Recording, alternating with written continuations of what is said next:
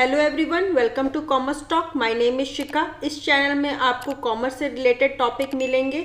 आज का जो टॉपिक है वो इनकम टैक्स से रिलेटेड है। आज का टॉपिक है रेसिडेंशियल स्टेटस ऑफ इंडिविजुअल। आइए topic start. Status Indian income tax act के सेक्शन 6 में लिखा हुआ है। तो आइए जानते हैं कि रेसिडेंशियल स्टेटस कैसे चेक करते हैं इंडिविजुअल का। According to Indian income tax laws, taxable person are classified as follows. पहला है रेसिडेंट, दूसरा है नॉन रेसिडेंट जिसको हम लोग एनआरआई कहते हैं, और तीसरा है रेसिडेंट नॉट ऑर्डिनरी रेसिडेंट जिसको हम लोग एनओआर भी कहते हैं। इन तीनों के बेसिस पे इंडिविजुअल बता सकते हैं कि वो रेसिडेंट है, नॉन रेसिडेंट है, या बता सकते हैं कि रेसिडेंट नॉट ऑर्डिनरी रेसिडेंट है। तो आइए जानते हैं कि इंडिविजुअल रेसिडेंट कैसे कहलाते हैं। The status of resident in India is mainly determined by the number of days they stay in India। अब रेसिडेंट कैसे पता चलता है कि कौन सा इंडिविजुअल रेसिडेंट है? नंबर ऑफ डेज से जो इंडिया में रह चुके हैं। If a person satisfy any of the following given condition, then the person is said to be a resident of India। Condition A और कंडीशन बी दोनों में से एनी ऑफ द फॉलोइंग अगर वो अप्लाई करते हैं तो वो रेसिडेंट इन इंडिया कहलाते हैं। आइए जानते हैं कि कंडीशन ए क्या कहता है। The person is in India for 182 days or more during the previous year. आइए इसे हम लोग समझते हैं। मान लीजिए ये असेसमेंट ईयर है और ये प्रीवियस ईयर है। असेसमेंट ईयर हम लोग मान लेते हैं 23, 24 और इसे हम लोग मान सकते हैं 22, 23। तो बोल रहा है कि प्रीवियस ईयर में 182 डेज और मोर उसे रहना पड़ेगा रेसिडेंट कहलाने के लिए। ये है कंडीशन 1। अब कंडीशन 2 क्या कह रहा है उसे समझते हैं। Condition B, the person is in India for 60 days or more during the previous year and for 365 days or more during the 4 year immediately preceding the relevant previous year। आइए इसे हम लोग समझते हैं। ये कंडीशन बी कह रहा है, मान लीजिए ये असेसमेंट ईयर है 2023, 2024, ये प्रीवियस ईयर है 2022, 23 और 4 प्रीसीडिंग प्रीवियस ईयर। तो 1, 2, 3, 4 मान लीजिए ये 20, 21, 22, 2020, 21, ये 2019, 20, ये 2018, 19। तो प्रीवियस ईयर में कितना बोल रहा है? 60 days or more during the previous year. मतलब प्रीवियस ईयर में उसे 60 डेज रहना पड़ेगा और बोल रहा है आगे 365 days or more during the 4 immediately preceding the relevant previous year. मतलब प्रीवियस ईयर को छोड़ के ये जो 4 प्रीवियस ईयर है इसमें इसको 365 डेज और मोर रहना पड़ेगा एक रेसिडेंट कहलाने के लिए। ये कंडीशन बी हो गया। अगर कंडीशन ए और बी दोनों में से कोई एक फॉलो करता है तो वो इंडिविजुअल रेसिडेंट कहलाता है। यही है बेसिक कंडीशन। और बेसिक कंडीशन हमेशा एक फुलफिल करेगा तो भी रेसिडेंट है, दोनों फुलफिल करेगा तो भी रेसिडेंट है। तो ये 2 कंडीशन हम लोग समझ चुके हैं। आई होप आपको समझ में आया होगा। यहाँ लिखा हुआ है लास्ट में, if any of the above mention, any मतलब दोनों में से कोई एक, any of the above mention condition are met then a person is necessarily a resident of India. I hope आपको बेसिक कंडीशन समझ में आया होगा। ये 2 कंडीशन को हम लोग बेसिक कंडीशन भी बोलते हैं। और बेसिक कंडीशन दोनों में से कोई एक फुलफिल करना होता है रेसिडेंट कहलाने के लिए। आइए हम लोग नेक्स्ट स्लाइड समझते हैं। Exception of condition B, in the following cases 60 days as mentioned in the condition B will be replaced by 182 days। ये बोल रहा है कि कुछ एक्सेप्शन है कंडीशन B का, मतलब कंडीशन B फॉलो नहीं होगा, उसके जगह कंडीशन A फॉलो करना पड़ेगा।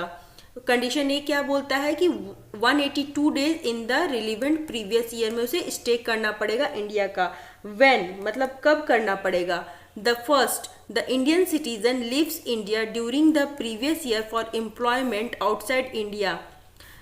मतलब जो इंडियन सिटीजन है, जो इंडिया में बॉर्न हुआ है, अगर वो प्रीवियस ईयर में एम्प्लॉयमेंट के चलते इंडिया को छोड़ रहा है तो उसे कंडीशन ए फॉलो करना पड़ेगा, ठीक है। और एम्प्लॉयमेंट का डिफिनेशन यहाँ नीचे लिखा हुआ है, employment include self employment, own business और प्रोफेशन। आई होप आपको एम्प्लॉयमेंट मतलब समझ में आया होगा। सेकंड कंडीशन क्या बोल रहा है, इंडियन सिटीजन और person of Indian origin. Indian citizen कौन हुआ, जो इंडिया में बॉर्न हुआ, और पर्सन ऑफ इंडियन ऑरिजिन यहाँ पर डिफिनेशन लिखा हुआ है, an Indian is someone who was born in undivided India before 15 August 1947। जो इंडिपेंडेंस से पहले उसके बोथ पेरेंट्स या ग्रैंड पेरेंट्स बॉर्न हुए हैं तो वो पर्सन ऑफ इंडियन ऑरिजिन कहलाएगा। बीइंग आउटसाइड इंडिया, दोनों अगर आउटसाइड इंडिया रहते हैं, comes on a visit to India during the relevant previous year, और विजिट करने इंडिया आते हैं रिलीवेंट प्रीवियस ईयर में, तो उस पर्सन का अगर total income other than foreign sources, मतलब फॉरेन सोर्सेज इंक्लूड नहीं होगा, उसका टोटल इनकम अगर एक्सीड करता है 15 लाख से रिलीवेंट प्रीवियस ईयर में, तो उसको 120 days in the previous year उसे रहना पड़ेगा इंडिया में। अगर उसका इनकम 15 लाख से कम है in the relevant previous year तो उसको उसकी जगह 182 डेज रहना पड़ेगा। मतलब अगर 15 लाख से ज़्यादा है तो 120 डेज, और 15 लाख से कम है तो 182 डेज उसे रहना पड़ेगा। Member of crew of Indian ship, मतलब इंडियन शिप के जो क्रू हैं उसे भी कंडीशन ए फॉलो करना पड़ेगा, ना कि कंडीशन बी। आई होप आपको ये तीनों समझ में आया होगा क्या क्या एक्सेप्शन थे कंडीशन बी के।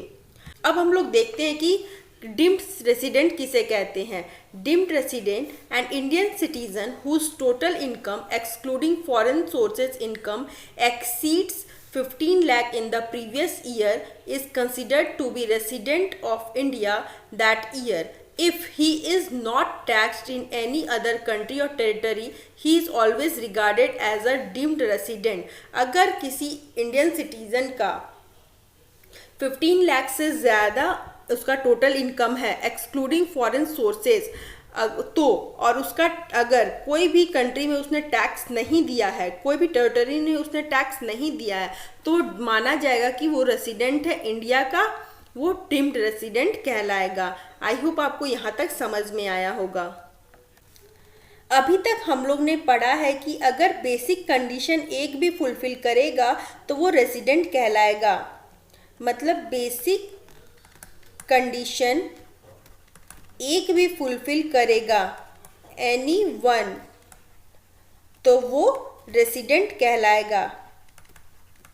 आइए हम देखते हैं कि इस स्लाइड में क्या लिखा हुआ है। If an individual qualifies as a resident the next step is to determine if he or she is a resident ordinary resident or an RNOR. He will be ROR if he meets both of the following condition.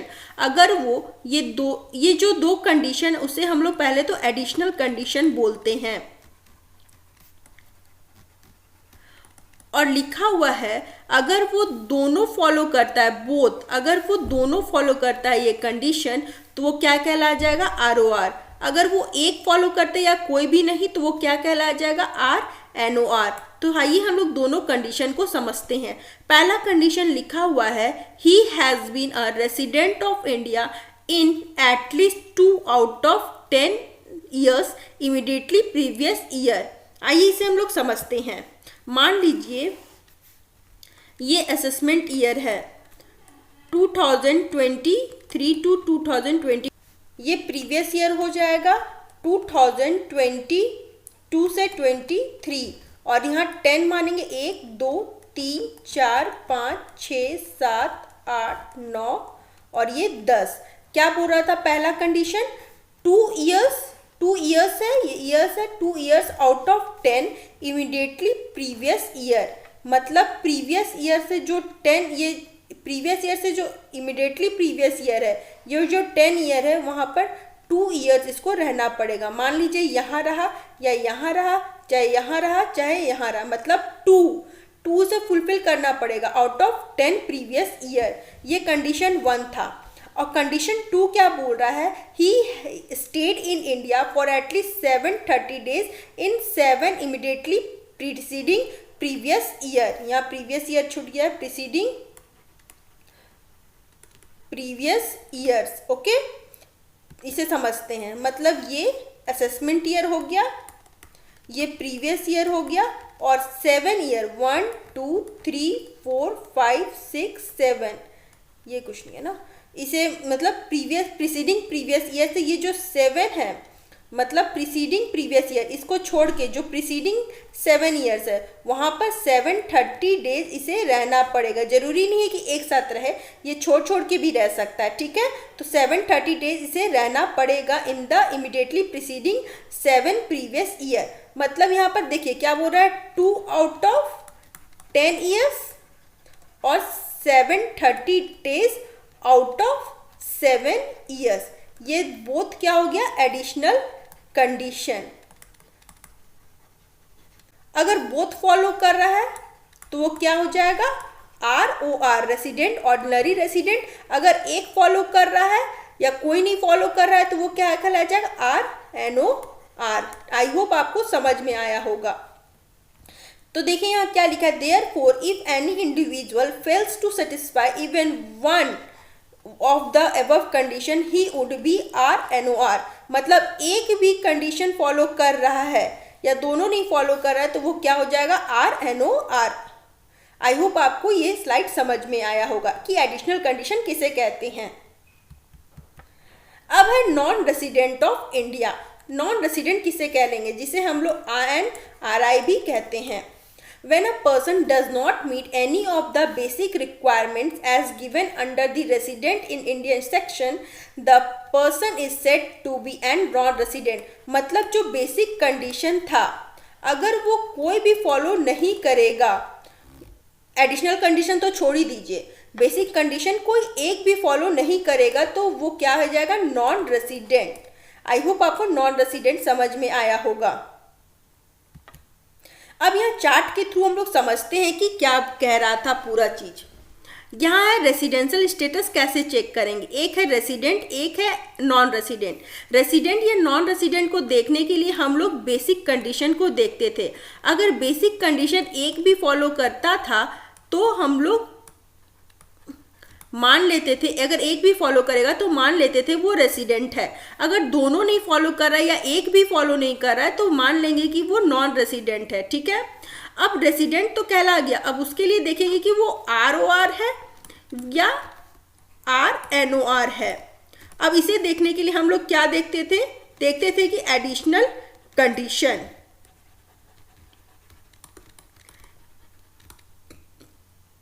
अगर additional condition both follow करना पड़ेगा, अगर उसको ROR कहलाना है तो।